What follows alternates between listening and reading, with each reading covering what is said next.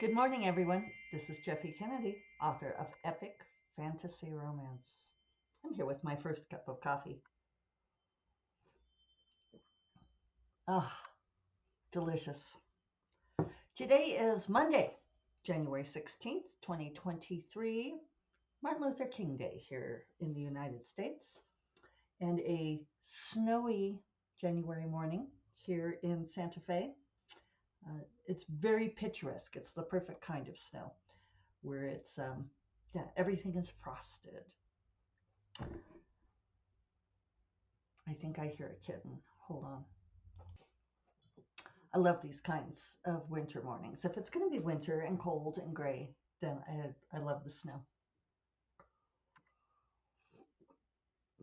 So I ended up having a beautifully cozy weekend too. It was nicely relaxing. On Saturday, I got a fair amount of work done, businessy things, just some stuff, like those business things that slide down my list. So I got quite a few of those handled. I'm busy catching up print editions, like the Sorcerer's Moons books. I have to get the print editions of those up. It's a long story for why this has taken so long. Uh, and and it's funny because there's like these little um, incremental tasks that take up far much more psychological room than they take to actually do. And one of them is assigning the ISBNs. And yes, I do my own ISBNs because it's important to me that it shows it is published by me and not published by Amazon. Maybe it'll never make a difference, but uh, as a legality thing for my self published stuff, I want my own ISBNs on there. So the thing is I can use the same ISBN for Ingram and for Amazon, but Barnes and Noble wants its own. And I've talked about this before, and it annoys me because you should only need to have one ISBN per format. So, you need an ISBN for ebook, one for print, one for audiobook, but Barnes and Noble doesn't need their own unique print ISBN. So I have not been having my books on Barnes and Noble, my print books, and I'm resolved that I'm going to. It's a market that I should be exploiting. Also, Ingram is frustrating to set books up on, and so I haven't been, and I need to. Because as it's been pointed out to me recently, like I see people take pictures, for instance, at the Ripped Bodice in Los Angeles. I need to tell them I'm going to be in town. And, you know, and it's great that they stock my self-published titles. I really appreciate that they stock my self-published titles. Wonder why my dragonfly is turned around this morning. Doesn't want to be there, does it? There, maybe I fixed it. It's funny how like sometimes it just turns so it's facing the other way and I haven't changed anything. If you're not on video, it's the dragonfly that's on the clapper for my wind chime here. Anyway, ISBNs and Ingram. Yeah, so if I want stores like the Ripped Bodice to continue to stock my books, they get them through Ingram. So I just like certain things slide. So one thing I did on the weekend, on Saturday, was I don't know why I'm talking that way. The weekend was I went through and got print ISBNs for all of the Sorcerer's Moons books. So for all 6 books, I assigned 2 print ISBNs, gathered up the ebook ISBNs. So that's done. And that way, when I go in to set up the print copies, that's like one step in the process that's already complete. I also made a list of all of my books that do have print versions. That was something else I needed to do, and created my spreadsheet so I can see which ones need to be caught up. So then next steps after I upload the Sorcerer's Moons books, I'm going to see which ones still need to be added to Ingram. I'm going to do those, and then I'm going to add everything to Barnes and Noble. So, it's like piddly tasks, but it just takes time. And and dread, right? The dread procrastination. So anyway, I got a lot of stuff like that done on Saturday, along with laundry. And then yesterday, I was going to work on this tweak of Bandits. And I really appreciate everybody writing in and saying, fuck the genre thing and just write what you're going to write. And I think I'm going to. I was going to do the tweaking yesterday. It was this really pretty snowy morning, as previously mentioned. We had the fire in the fireplace. David went and got us lattes and cinnamon rolls from the place up the road. And I was thinking, okay, I'm going to have to work. I need to do this. And David's like, maybe you need to take a day to rest your brain. And so we hung out and we watched Star Trek Strange New Worlds, which I want to talk about. The TLDL is that I love it. I love this series, you all. Love it. Did I mention I love it? It's amazing. And I'm all, how come nobody told me to watch it before this? You know who told me to watch it is my friend Megan, who is not a Trekkie. And so I'm wondering, where the hell were all of you telling me, not telling me to watch the show? And when I mentioned it to, for example, Jim Sorensen, he said, oh yeah, I'm really liking it. It's great. And it's like, it's been out since last summer. What? So why isn't everyone talking about Star Trek Strange New Worlds? So I'll come back to that in a moment, because David and I finished an episode that we had been watching. Saturday night, I went out with my old day job boss, which was interesting. He was in town for a conference, Chiho Sham. He was my big boss. He was my boss's boss back when I worked for the environmental consulting firm. So we walked over to Rio Chama and had a couple glasses of wine and some nachos and chatted, and it was fun.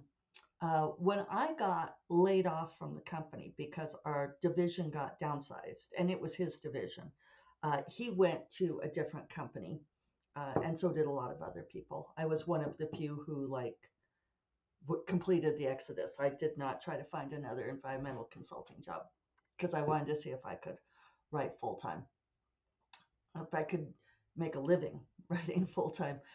So Chiho was really funny when we were messaging about setting up the dinner date. He was all, he says, I'm so excited I get to have dinner with a famous author, which is just funny because, like back when he was my big boss, we would have conversations about, like me moving my hours around and, like doing this stuff. I was really grateful that I was able to leave, that I felt like I did a good enough job that, like, my big boss still wants to meet up with me and have dinner. It's hard when you're balancing two things. And so I always felt like maybe I wasn't doing a good enough job at my day job. So yeah, it was fun to chat with him, but that he also told me that he had gotten laid off from the new company in December because he wasn't billable enough. And for those of you who have ever worked in a business like consulting, it's like being a lawyer, except you're not paid as well. And you have to be what they call billable, which means all of your time needs to be time that you can charge directly to a client. And it's a really rough way to work, because that's not how human beings work. You don't have your workday where every single hour is directly billable, right? There's other things that you are doing during your day. And I think, the idea is that what you're supposed to do is like have your 8 to 10 billable hours. And this company literally told us that the business model was predicated on us working 44 to 45 hours a week, billing 44 to 45 hours a week, because it was like how we could price on contracts. Never mind that this wasn't legal, and it was always this wink, wink, nudge, nudge. We can't tell you to work 44 to 45 hours a week, but you have to.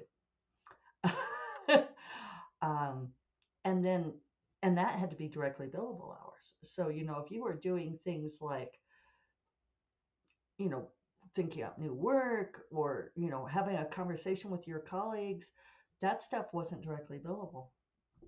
So anyway, Chiho was not billable enough and so got laid off. And it was just funny talking about, how difficult that kind of model is with him. Because of course, when he was my big boss, he was in charge of enforcing that. So that was interesting. It was fun to have the conversation with him. I got to see the lights down on the Santa Fe Plaza. It was beautiful.